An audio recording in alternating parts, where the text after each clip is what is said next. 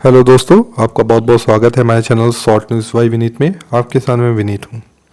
दोस्तों, जैसा खबरें निकल के आई 13 अक्टूबर 2025 को कैसे इजिप्ट में एक गाजा पीस समिट को ऑर्गेनाइज किया गया और उसको को होस्ट किया गया वहाँ के जो प्राइम मिनिस्टर हैं मिस्टर फतेह अल सीसी और को होस्ट किया गया US president mister Donald Trump द्वारा।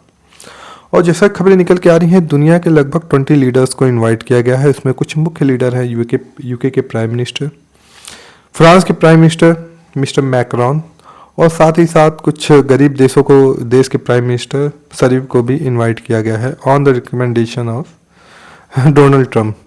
दोस्तों, ये थी खबरें। और दोस्तों, हम आपको ये भी बता दें, हमारे प्राइम मिनिस्टर श्री नरेंद्र मोदी जी को भी शॉर्ट नोटिस पीरियड में इनवाइट किया गया था पर्सनली बाय मिस्टर फतेह अल सीसी और डोनाल्ड ट्रंप दोनों द्वारा। तो हमारे जैसा कि हमारे प्राइम मिनिस्टर जी का पहले से ही फिक्स्ड प्लान था 14 अक्टूबर को मंगोलियन प्रेसिडेंट से, तो हमारे प्राइम मिनिस्टर जी उस इनविटेशन को एक्सेप्ट किए, बट वो पर्सनली वहाँ पे नहीं गए। उन्होंने minister of state foreign affair Kirtivardhan Singh को वहाँ पे अपने स्पेशल इन्वॉय के रूप में वहाँ पे भेज दिया है। ये थी खबरें। दोस्तों, हम आपको बता दें वहाँ पे गाजा में पीस समिट हो गया, वहाँ पे शांति स्थापित हो गई, वहाँ की जनता बड़ी खुशियाँ मना रही है। आप वीडियो देखे होंगे कैसे गाजा में जो परिवार थे कैसे अपने आवास में दोबारा लौटने लगे। और साथ ही साथ पाकिस्तान से खबर आई, पाकिस्तान जलने लगा, वहाँ पे कैसे दंगे हो गए, कैसे लोग करेंगे पीस। आखिर गाजा में शांति क्यों स्थापित की गई, उस पर लोगों ने अपनी सरकार को घेरना शुरू कर दिया, वहाँ पाक जदी और दंगे कर दिए। ये तो है पाकिस्तान की स्थिति। बात करेंगे गाजा और फलस्तीनियन की, जब वो गाजा फलस्तीनियन खुश होंगे तो पाकिस्तान के अंदर एक अलग तरह की जलन होने लगती है, उनका अलग ही मेंटल स्टेटस है पाकिस्तानियों का। ये थी खबरें। अब हम बात कर लेते हैं जो कांग्रेस के एमपी हैं मिस्टर शशि थरूर ने कुछ अपना जो अपना जो असंतोष था वो व्यक्त किया। उन्होंने कहा कि जो प्राइम मिनिस्टर को वहाँ जाना चाहिए था। हमारे जो शशि थरूर है काफ़ी कन्फ्यूज है। उन्होंने ये भी स्टेटमेंट दिया कि जैसा लगता है कि भारत ने एक अच्छी अपॉर्चुनिटी मिस कर दी है। दोस्तों, आइए हम बात कर लेते हैं क्या भारत ने वाकई में एक अच्छी अपॉर्चुनिटी मिस कर दी है गाजा पीस समिट में न जाके। आइए एक एक करके इन सारी बातों को समझते हैं। दोस्तों, पहली अपॉर्चुनिटी क्या मिस हुई, जैसा कि हम लोग जानते हैं वहाँ पे वर्ल्ड लीडर का जमावड़ा है, वहाँ पे प्रेसिडेंट डोनाल्ड ट्रंप भी हैं। तो उन्होंने प्रेसिडेंट ने ऑन स्टेज यही बोला कि हमारे जो इंडिया के साथ काफ़ी अच्छे दोस्त हैं, PM Modi is a good friend. तो उन्होंने ऑन स्टेज इस बात को दबाव देके कहा। तो हमारे प्राइम मिनिस्टर के पास एक अच्छा मौका था कि वो face to face mister Donald Trump से मिलें और भारत के बीच में जो ट्रेड डिस्प्यूट है और जो डिफेंस कुछ डिस्प्यूट आज देखने को मिल रहे हैं, भारत और यूएस के रिश्ते काफ़ी नाजुक स्थिति से गुजर रहे हैं।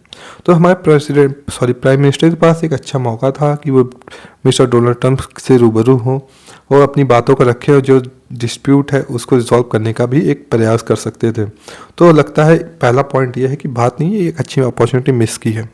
और दूसरा पॉइंट क्या है दोस्तों, कि दूसरा पॉइंट ये मिस किया है कि भारत के पास एक अच्छा मौका था कि वो स्टेज पे इंटरनेशनल स्टेज पे गाजा पीस का समर्थन करता और साथ ही साथ गाजा रिकंस्ट्रक्शन प्रोजेक्ट में अपनी भागीदारी को सुनिश्चित करता। अब हम बात कर लेते हैं तीसरी अपॉर्चुनिटी भारत ने क्या मिस की। जैसे हम लोग जानते हैं वहाँ पे अरब नेशन जैसे कि वहाँ पे सऊदी अरेबिया यूएई के भी जो लीडर्स हैं वो भी प्रेजेंट होंगे। तो भारत के पास एक अच्छा मौका था कि वो उनसे भी रूबरू होता, जैसे कि यूएई से और सऊदी अरेबिया से भी उनसे मुलाकात करता और अपने जो डिस्प्यूट है जो अपने रिश्ते हैं उसको और अच्छा करने का मौका मिलता। साथ ही साथ जैसे कि हम लोग जानते हैं इजिप्ट और हिंदुस्तान के जो संबंध है, ट्रेड जो व्यापारिक संबंध है काफ़ी अच्छे होते जा रहे हैं। जैसे कि हमने देखा 2023 में कैसे इजिप्ट ने भारत से एक वीट एक्सपोर्ट का एग्रीमेंट भी साइन किया। तो प्राइम मिनिस्टर के पास एक अच्छा मौका था कि अलसीसी से दोबारा मिलते हैं, फेस टू फेस उनसे मीटिंग होती और भारत के जो ट्रेड रिलेशन हैं और भी बूस्ट होते हैं।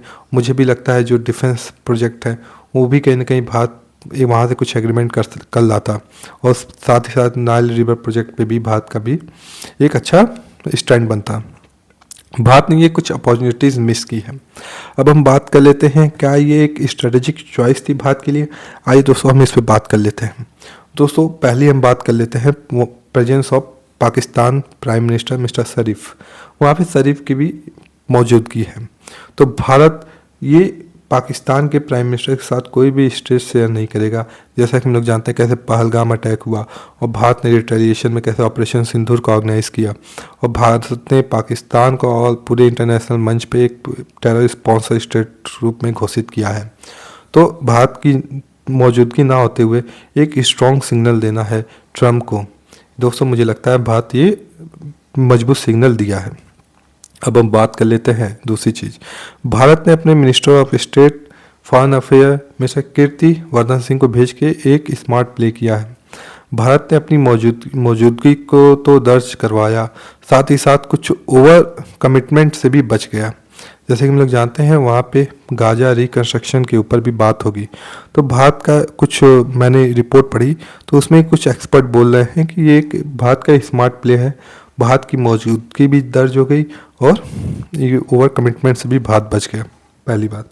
और दूसरी बात हम बात कर लेते हैं भारत का रीइंफोर्स इंडिया स्ट्रेटेजिक ऑटोनॉमी, यानी कि भारत ने अपनी एक स्ट्रेटेजिक ऑटोनॉमी को भी एक अच्छा रिप्रेजेंट किया।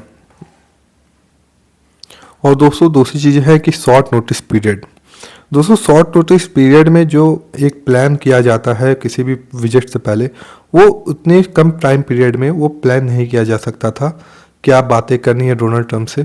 तो इसलिए शॉर्ट नोटिस पीरियड इस ट्रैवल को, इस विजिट को अवॉइड करना ही भारत के पक्ष में अच्छा था। दोस्तों अब हम कंक्लूजन में बात कर लेते हैं, निष्कर्ष में बात कर लेते हैं।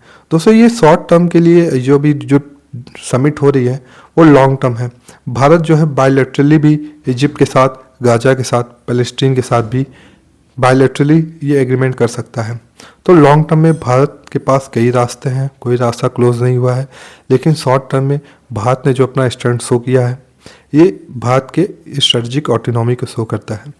दोस्तों मैं आशा करता हूँ ये छोटा सा एनालिसिस आपको पसंद आया होगा। अगर पसंद आया होगा तो उसको लाइक और सब्सक्राइब जरूर करें। आपका बहुत बहुत धन्यवाद। Thank you very much.